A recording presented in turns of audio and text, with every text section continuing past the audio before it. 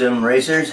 This is Sim Racer, and my second weekly vlog, and in which I discuss my sim racing experiences for the past week, and I thought I'd touch on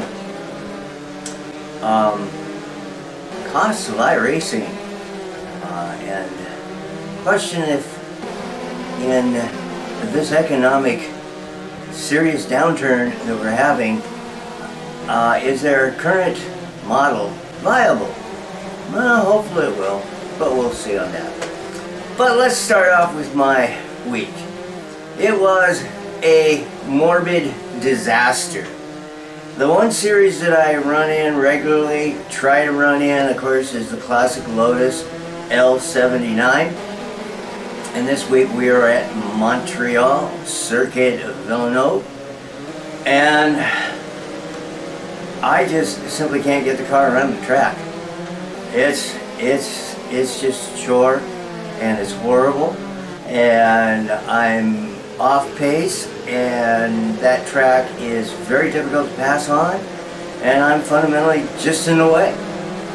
So I did manage to get in 50% of a official race, which allowed me to chalk that up as a official week, another week of participation. Works towards my participation credits in the series. I've now done 9 straight weeks that have all counted, and I nudged my overall points for Division 7 up a little bit.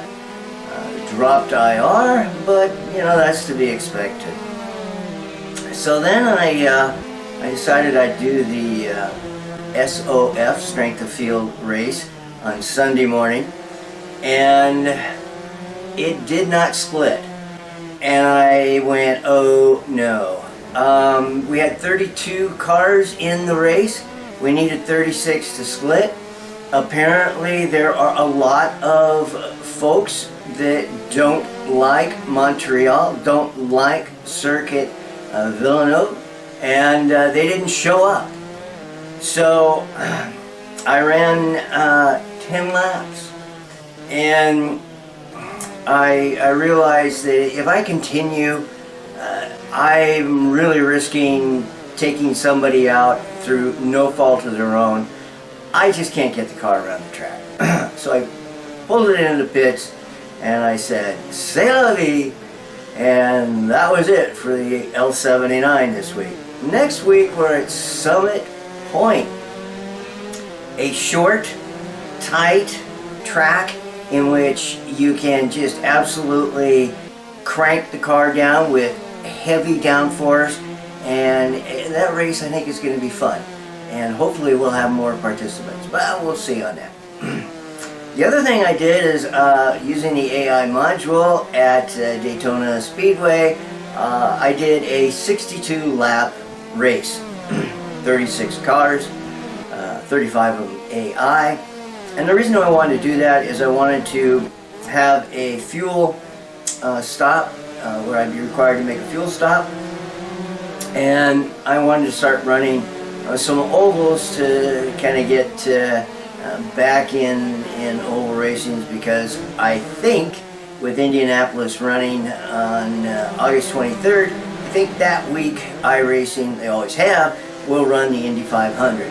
And I really enjoy that race. Massive participation from iRacers, and you get 3-4 opportunities, I believe, at least 3 or 2, to run that race, and it is really enjoyable. Well, on about the 3rd lap I crashed, I got wrecked, went into the pits, had using fast repair, so the damage was, you know, the car was put right back to the way it should be. Went out on the track, dead last, and I just made circles. And that was okay. A couple of times during the 62 laps, I got into a pack of cars where I could practice drafting a bit and running in close quarters, which was really what I was doing and why I wanted to do that, which I did.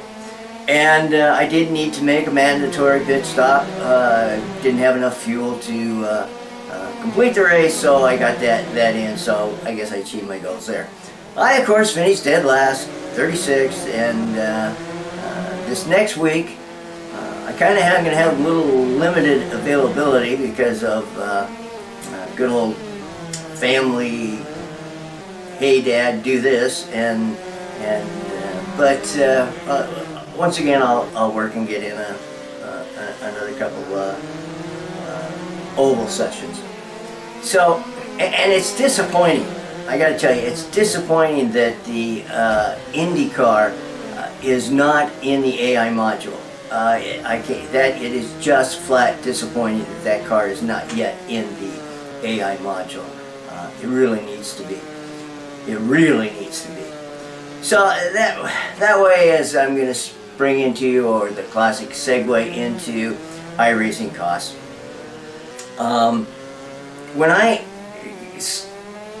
check in, when I sign into iRacing, they've added so much content, so many tracks, so many new cars, that I think I've got 14, 15 series that all are purchase required.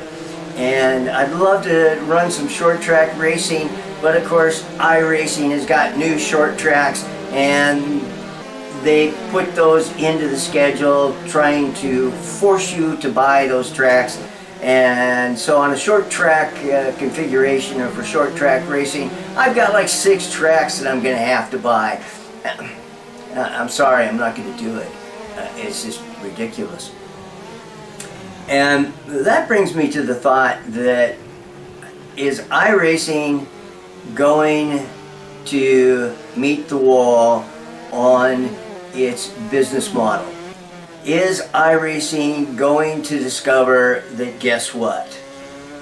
People are broke, people have no money, and people are no longer going to be able to buy the content. And it's probably going to be a struggle for a lot of iRacers to resubscribe. So it's going to be interesting to see in these next couple of months, especially around January time, if iRacing is going to maybe rethink the way it's doing its content. Project Cars 3 is coming out at the end of August. I mentioned that in the last week. It's going to be $59.99 tax, $65 here in the U.S. 200 plus cars. I don't know how many tracks, 30, 40 tracks that are going to be available. And so when you compare that, when you look at Project Cars 2, when you look at Automobilista 2, where they're handing you 100, 200 cars and 30, 40 tracks for $45 and for $65, and you compare that to iRacing, where it's going to cost you anywhere from $100 to $160 to buy the necessary tracks just for one series, to run one series. Now it's true, iRacing says, hey, we give you these cars and we give you these tracks to get you started, and that's exactly what they do. They give you a couple of low-end cars, and they give you tracks that, quite frankly, nobody wants to see in an actual racing series. So they're forcing you, if you're going to stay with iRacing, right, that you're going to buy into getting the tracks and all of that kind of stuff. That's all right if people have money. But right now, people don't have money. And anyway, it's going to be interesting to see. I personally think that iRacing's cannot sustain its long-time business model moving forward and for some time and into the foreseeable future, because we all know what has happened. We all know what the pandemic has done. We all know the horrendous loss of jobs throughout the world. And folks, it's not a recession that we're going into. This is going to become a full-blown depression.